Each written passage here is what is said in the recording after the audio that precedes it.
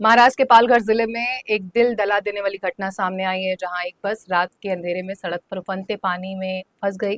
गनीमत की बात यह रही कि लोकल व प्रशासन की सतर्कता ने बड़ी घटना होने से बचा लिया और एनडीआरएफ, पुलिस व लोगों के प्रयास से बस सुरक्षित निकाली गई।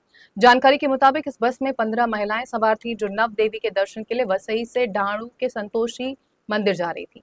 रास्ते में ढाणू चरी बनगांव मार्ग पर चरी के पास सड़क पर अचानक उफनते पानी में उनकी बस फंस गई। बस में सवार 15 महिलाओं के साथ चालक भी खतरे में था, लेकिन एनडीआरएफ, पुलिस, महसूल विभाग और स्थानीय प्रशासन की तत्परता की वजह से सभी को बिना किसी नुकसान के बाहर निकाला गया।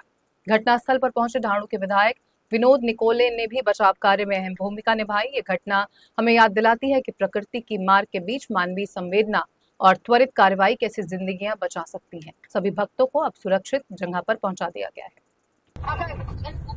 मी आमदार बोलतो निकोले।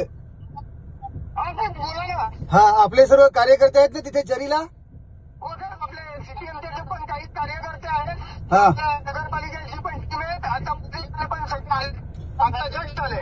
आता मी हॅलो ऐक ना, तहसीलदार साहेबांना पण फोन केला, तहसीलदार साहेब पण तिथे आलेत। मी वसईला गेलो होतो, मी सुद्धा तिकडनं येतो, तर गंजाडला पाणी भरले, आता धुंदलवाडीवरून येतो, तिकडे पण पाणी भरलेलं आहे। बाकी सर्वांना पाठवलेलं आहे आणि चरीच्या सरपंच त्यांनी मला फोन केला होता, त्यांना पण सांगितलं की तहसीलदारांनी लगेच पाठवतो आणि आपले सर्व कार्यकर्ते तिथे पाहिजेत।